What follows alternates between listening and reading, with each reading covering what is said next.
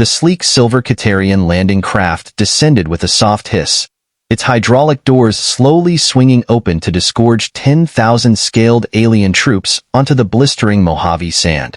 This marked the initial thrust of their invasion, a bid to enslave the human race, an endeavor that would prove far more arduous than they initially anticipated.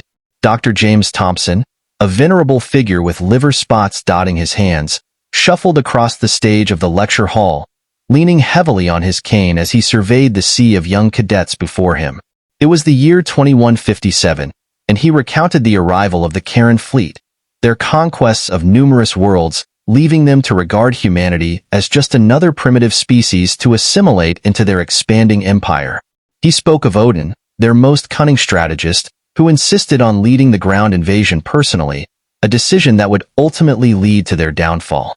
As Thompson recounted the events, the cadets listened intently, hanging on to his every word. He had experienced the war firsthand, witnessing humanity's struggle on the brink of annihilation. The Therian forces, towering reptilian fighters clad in advanced armor, marched forth under the scorching sun, their plasma rifles gleaming menacingly. But what Odin failed to anticipate was human resilience, the tenacity that ran deep within their spirit. Thompson allowed himself a knowing smile as he recounted how the resistance had already mobilized, preparing to thwart the Terran forces in the desert before they could reach the cities and enslave their people. He emphasized the gravity of the moment, the tipping point where the future of their species hung in the balance, urging the cadets to understand the sacrifices made by their ancestors for the freedom they now took for granted. Meanwhile, Will Dixon and his band of 12 ragtag resistance fighters had taken positions along the canyon pass, laying a minefield of improvised explosive devices, IEDs, and preparing firing positions on the high ground. Armed with a motley assortment of weapons, including M4 carbines, Remington 700 rifles, and homemade pipe bombs, they knew they had to strike swiftly and decisively to whittle down the Tans before their superior firepower could be brought to bear. Thompson's voice grew more animated as he recounted the bravery of Dixon and his comrades, showcasing a faded photograph of the determined men in mismatched fatigues and tactical gear. They lay in wait, hidden among the scrub brush and behind boulders, ready to confront the impending threat with courage and determination. As the Therian forces entered the narrow choke point, oblivious to the trap laid before them, Odin led from the front, his arrogance propelling him forward. With a tap of his cane against the stage, Dixon triggered the detonator. Thompson played an audio recording, the scratchy sounds conveying the thunderous explosion that rocked the canyon walls. 500 pounds of homemade explosives buried in the canyon wall vaporized the front ranks of the Tans and triggered an avalanche, further devastating their formation.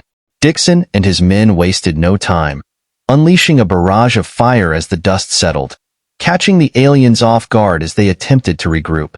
The cadets murmured in awe at the audacity of the human attack on a superior foe. Thompson grinned with satisfaction as he recounted Dixon's ferocity, describing how he unleashed his M4 on full auto, cutting down alien after alien. When his rifle ran dry, Dixon seamlessly transitioned to his Colt 1911, engaging the Therian forces at point-blank range before resorting to hand-to-hand combat with his trusty K-bar knife, a display Thompson vividly pantomimed. Odin, caught off guard by the unexpected brutality of the human resistance, found his troops in disarray, taking heavy losses from an enemy they were ill-prepared to face. Fear crept into Odin's heart as he ordered a retreat, leaving behind a trail of casualties as the humans relentlessly pursued them back to their landing zone. As Thompson leaned against the podium, lost in the memories of that fateful battle, he recounted how Dixon's bravery bought enough time for Vegas to evacuate, and how it demonstrated to the aliens that humans wouldn't surrender, even in the face of annihilation. The cadets listened intently as Thompson continued, describing the subsequent phases of the Catarian invasion, with Odin growing increasingly desperate to seize vital infrastructure, including the Hoover Dam. Dixon, alongside fighters like Maria Sanchez, the dam's former chief engineer, rallied their forces to defend the dam against the alien onslaught. Sanchez, portrayed as a fierce Latina with a keen strategic mind, became their secret weapon, utilizing her intimate knowledge of the dam's vulnerabilities to thwart Odin's advances. Thompson zoomed in on the live satellite feed, showing the intense battle unfolding at the dam, with human fighters unleashing a barrage of RPGs and gunfire, turning the tide against the invading forces. With satisfaction, Thompson pointed out the chaos and destruction wrought upon the Caterian invaders, showcasing how human resilience and ingenuity prevailed against overwhelming odds. Dixon, the fearless leader, spearheaded the defense against the invaders, engaging them with bullets, explosives, and unwavering determination.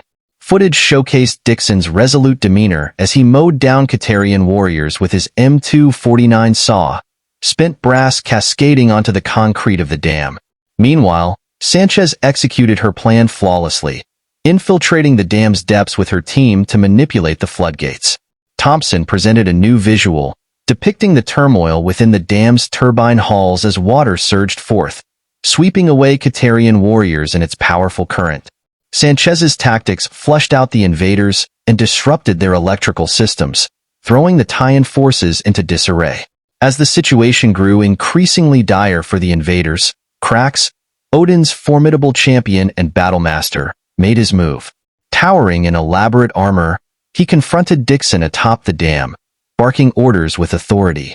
A tense duel ensued, plasma shots from Krax narrowly missing Dixon as they engaged in hand-to-hand combat. Despite the dam trembling from explosions, Dixon maintained his composure, using the slick surface to his advantage. With a well-timed sidestep and a powerful kick, Dixon sent Krax teetering on the edge of the dam. Thompson, with a cold smile, described how Dixon deliberately withheld the killing blow, opting instead for a message of defiance. With a vicious uppercut, Dixon sent Krax tumbling into the raging Colorado River below, a symbolic triumph for humanity. The cadets erupted into cheers as Thompson freeze-framed on Dixon, bloodied but unbowed, standing victorious atop the dam. It was a pivotal moment that signaled to the Caterian forces that humanity would never surrender, no matter the odds. Despite the Caterians' numerical superiority and advanced technology, they now understood that humans possessed an unyielding will to survive. Thompson's pride in humanity's resilience was palpable as he recounted the final days of the Caterian invasion. Despite Odin's desperate onslaught, with his forces in disarray, the humans stood firm, rallying around leaders like Dixon, Reeves, and Sanchez. The screen depicted a swarm of Caterian ships descending upon the Mojave Desert, disgorging thousands of troops converging on a heavily fortified human encampment. Dixon and his comrades could be seen leading the defense, a testament to the unbreakable spirit of humanity in the face of overwhelming adversity. Amidst the chaos of battle, the conflict descended into a brutal melee, with every room and building contested inch by inch. Thompson's gaze seemed to drift back to those harrowing moments, where plasma fire tore through the base, and humans clashed with Caterian forces in vicious close-quarters combat. Dixon, leading from the front, unleashed a storm of death with his rifle, while Reeves and Sanchez fought tirelessly by his side. Then, tragedy struck. A Taran sniper, concealed among the rocks, took aim at Dixon's back. With a split-second decision, Sanchez threw herself in front of Dixon, sacrificing herself to intercept the deadly plasma bolt.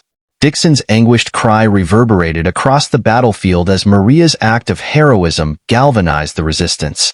Thompson's voice softened as he recounted how Dixon, fueled by grief and determination, rallied the troops for a final, desperate charge. The cadets watched in awe as Dixon led the counterattack, Reeves providing crucial air support as they fought their way to Odin's command post. Inside, they confronted Odin himself, a formidable figure wielding a plasma sword.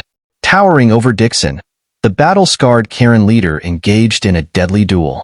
Blades clashed and sparks flew as Dixon, though outmatched in strength, fought with unmatched skill and ferocity. With a swift, decisive move, Dixon managed to best Odin, burying his combat knife deep into the Karen's throat, bringing an end to the invasion. As the Caterian forces retreated in disarray, Thompson's voice rose above the cheers of victory, reminding the cadets of the heavy toll paid for their triumph. Cities lay in ruins, millions dead or wounded, and heroes like Sanchez and Reeves would never see the world they fought so valiantly to save.